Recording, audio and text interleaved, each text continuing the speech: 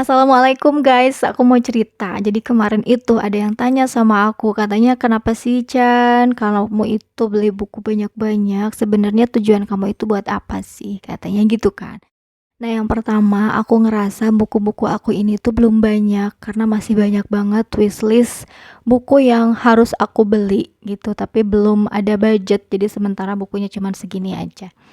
Nah, katanya juga kan gini, mereka itu ada yang tanya, kan anak sebelum masuk SD itu tidak dianjurkan untuk belajar calistung ya. Jadi kenapa sih kamu beli-beli buku banyak banget? Emangnya worth it ya?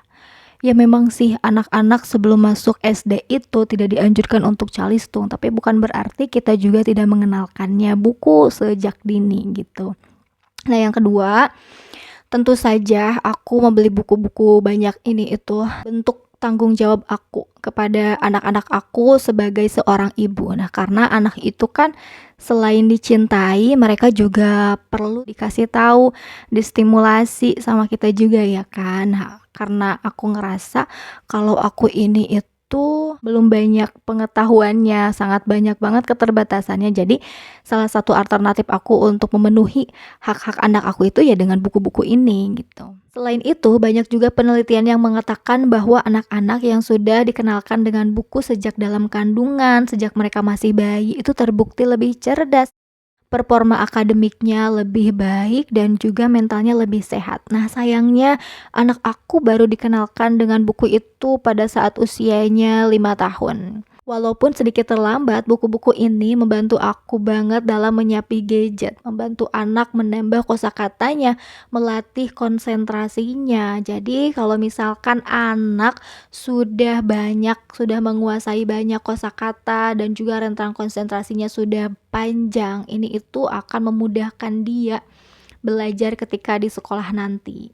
Nah, kalau misalkan anak-anak kita itu rentang konsentrasinya sudah mulai banyak, kosakatanya juga sudah banyak, baik itu dari hasil percakapan kita sehari-hari dengan keluarga ataupun hasil dari buku-buku yang sudah kita bacakan kepada anak-anak kita. Ini itu selain membantu mereka belajar di sekolah menjadi lebih baik, ini juga sangat membantu, sangat memudahkan guru-gurunya dalam mendidik anak-anak kita nanti. Karena menurut aku itu kasihan kalau misalkan tugas mendidik anak ini itu dibebankan sepenuhnya kepada guru di sekolah aja. Nah, sementara anak-anak itu lebih banyak menghabiskan waktunya di rumah. Selain itu, aku juga berharap dengan menyediakan buku-buku di rumah, ini itu akan menjadi tambahan amalan aku yang sedikit di sisi Allah supaya aku bisa lebih mudah menjawab pertanyaan Allah di yaumil hisab nanti. Kalau misalkan Allah tanya apa sih yang udah aku lakukan untuk membersamai amanah yang telah Allah berikan ini. Jadi ingat ceritanya Bunda Hajar, ibundanya Nabi Ismail yang bolak-balik antara Bukit Safa dan juga Bukit Marwah untuk mencari air. Sementara air yang mengalir malah di bawah dekat dengan kaki Nabi Ismail itu sendiri. Usaha Siti Hajar ini terlihat percuma dia bolak-balik antara Bukit Safa dan Bukit Marwah. Toh air yang mengalir malah di dekat situ, di bawah kaki Nabi Ismail.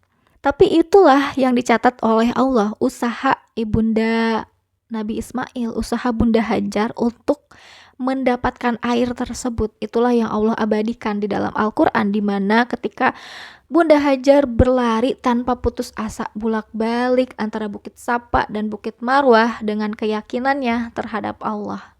Dan yang aku usahakan saat ini pun aku belum tahu hasilnya akan seperti apa, karena memang bukan urusan aku.